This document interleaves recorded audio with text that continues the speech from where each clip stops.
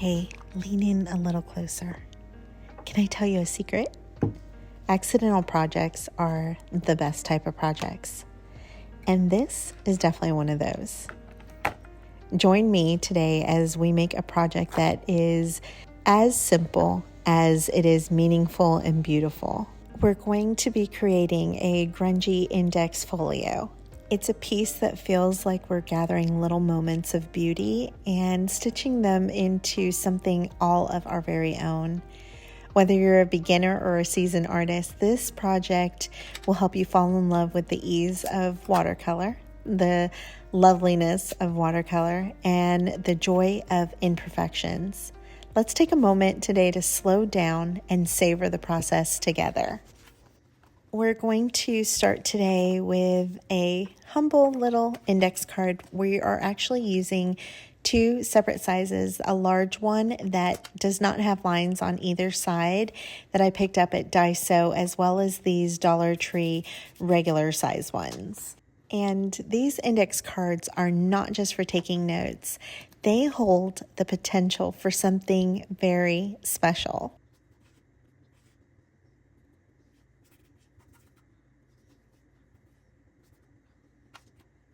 Isn't it wonderful how something so ordinary can become transformed into something so personal and full of character? These plain, blank, unassuming cards are ready to hold memories, colors, and stories. I'm going to start off by spritzing my paper down with some water, and this just allows the watercolor to blend easier. The wonderful thing about watercolors is that they have this beautiful way of flowing freely, of finding their own path. And there's no right or wrong way here. We're just going to allow the colors to dance across our pages. Let's embrace the simplicity and trust that these splashes of color are going to create something uniquely beautiful. I'm Ingrid Carlson, and I want to welcome you today, whether you are new or you've been with me for a little while.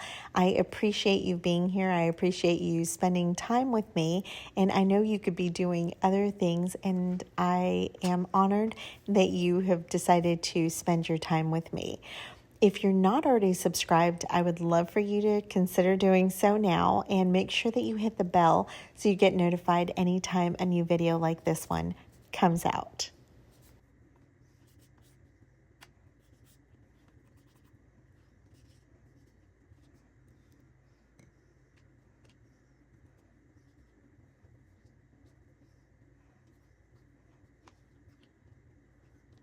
As you paint, emphasize the peaceful nature of watercolor and compare it to the moments in life, how the most beautiful things happen when we surrender to God's plan and trust in His guidance. Let the waters guide your brush, just as we allow God to lead us down unexpected yet beautifully crafted paths.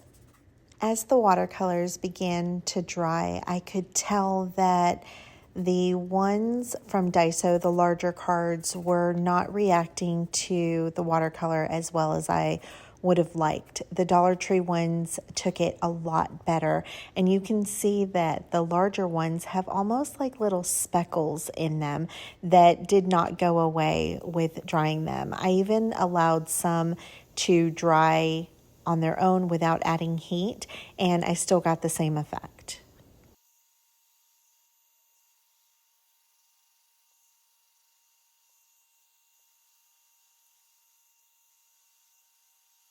It's funny because as I'm watching this video back, I could see that this acrylic block almost blends directly into the background. It's very hard to see. But what I'm doing is I'm just taking a stamping block, acrylic block, and I'm adding the watercolor directly on the block. This gives me such a fun effect when I tip it over, and you can see you can smush the paper around. You can even glide it across your paper to create different effects, and this is a lot of fun. This is especially good at the end when you want to add extra colors.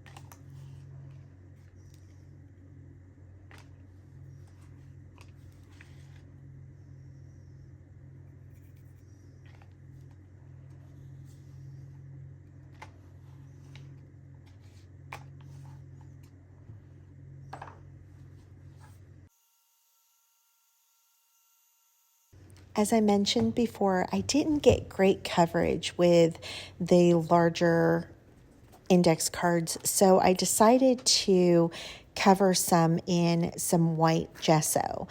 And if you've never heard of gesso or if you've never used it, the best way for me to explain it, it's like makeup. It's a primer that allows you to, or the substrate that you're using, in this case, the index cards, to hold on to the paper better. You're going to notice that once I apply the watercolor to the paper, it no longer absorbs directly into the fibers of the paper, but they sit almost on top.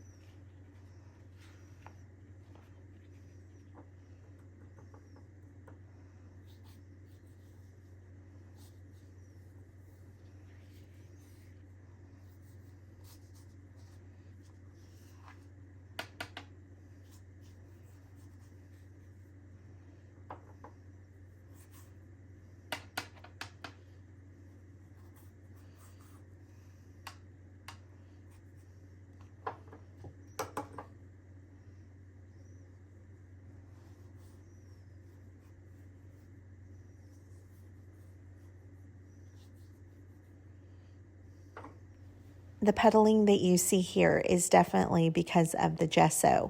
When I was using the index cards on their own, the water was seeping in so quickly into the fibers. And you're going to find that with paper, especially the thinner the paper is, the more it's going to absorb. Like think of a newsprint. It's going to take the watercolor really quickly. That's why we use watercolor paper, which is a thicker paper. It's got ridges on it and it's made to hold on to the wetness and not buckle.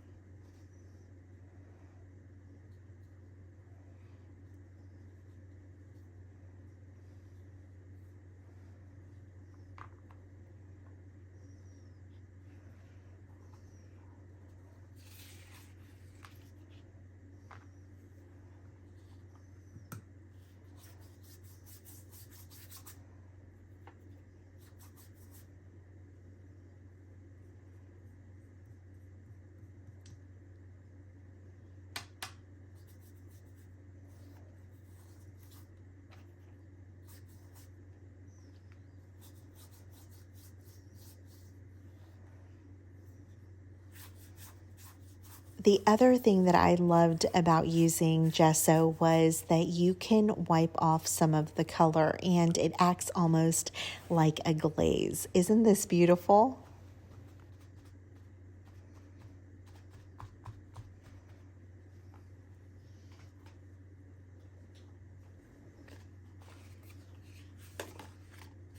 Now that the papers are fully dried, you can see what I meant about the little speckling. There's almost little tiny dots inside of the paper, and it definitely is not giving me the look that I was going for. I absolutely love the way that the smaller cards took the watercolor, and I was more worried about those since they were from Dollar Tree, because usually Daiso, being Japanese, their paper quality is a lot better, and it wasn't so in this case.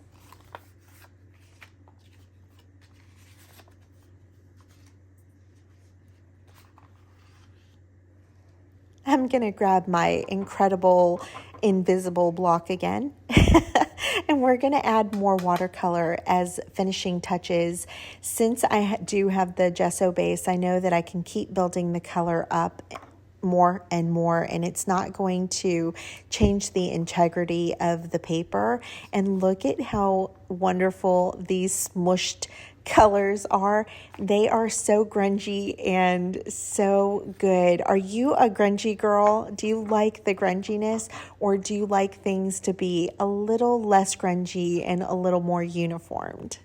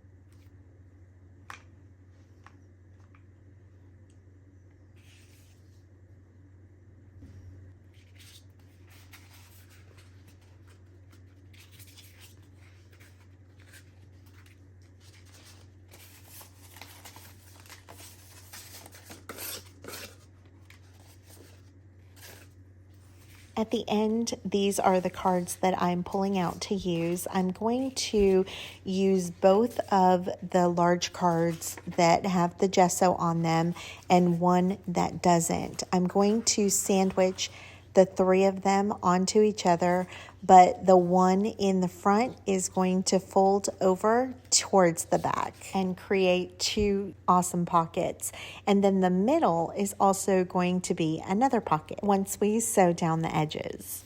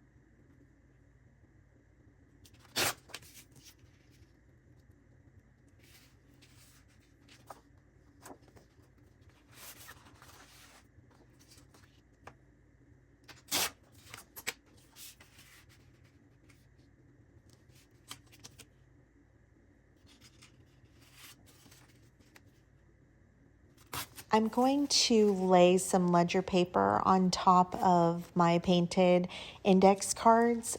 Well, one, because ledger paper is absolutely gorgeous. And two, I think that the structure in the ledger paper with the grunginess of the paint works so well together.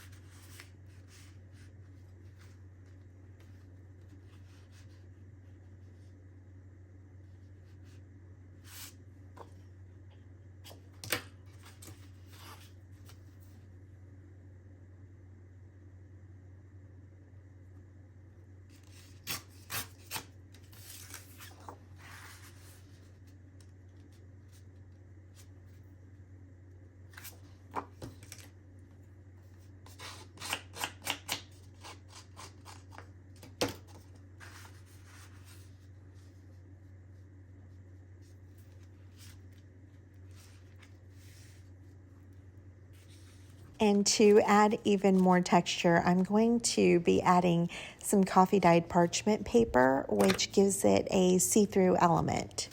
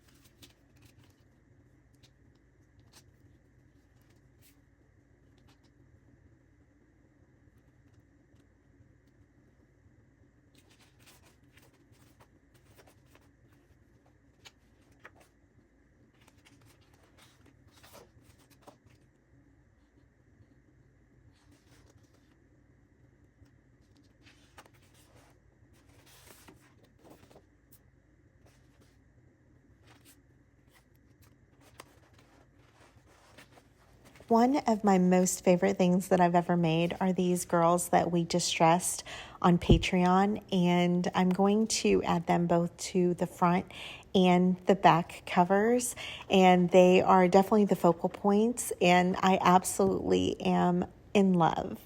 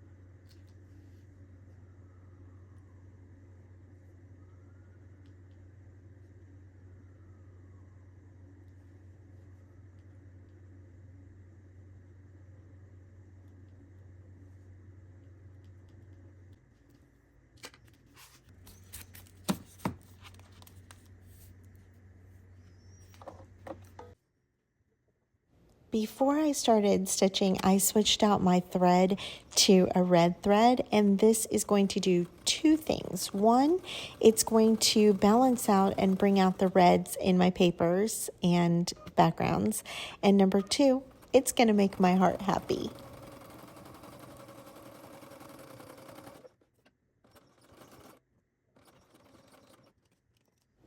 And remember that each stitch, whether it's straight or wonky, is going to become a part of the story, and it's part of its charm. So go wonky, change things up, and play.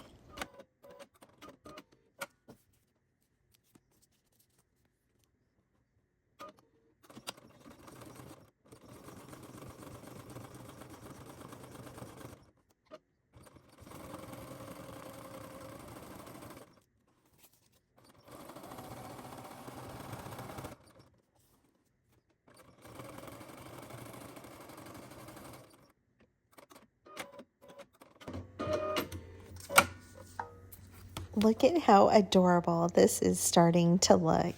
And now we're going to get to my favorite part, and that is where we can truly make this folio our own. Every single piece that you add, every scrap of fabric, stamps, little notes, anything you add is going to add a piece of you. It's like decorating is not just for this folio, but a tiny reflection of who you are in this moment right now. And every single layer is going to tell your story.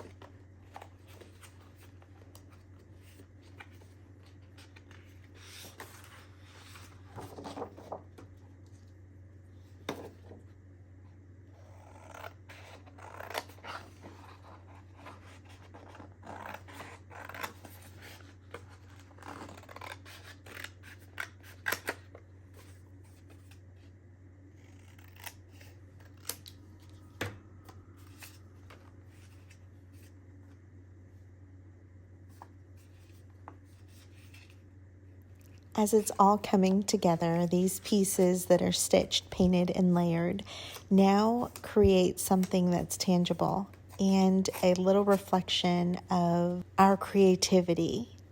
This folio is imperfect, it's raw, and it's a reminder that beauty isn't in the perfection. It's not in making things 100% perfect or like somebody else's, but it's in the time that we take to create it with love.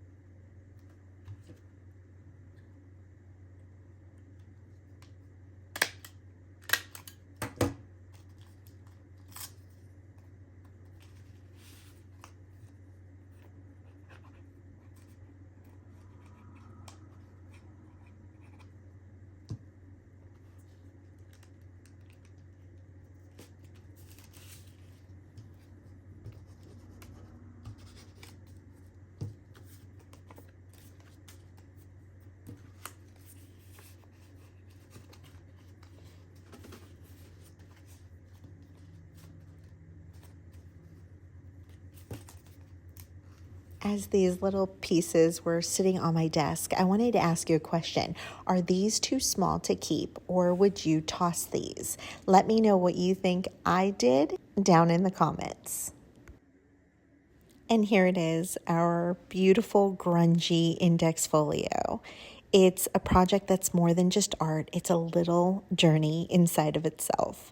Whether you're a beginner or you've been creating for many years, I hope this project reminds you that creativity is about the joy of making, about the journey, and not just the destination. It's not just about the finished product and how it looks. Take time to savor the time that you are in the creation process making each piece. I thank you so much for being here today and for all of your love and support. And if this video brought you a little inspiration, don't forget to like and subscribe. A big, big thank you to my Patreons. I love you guys. Until next time, bye.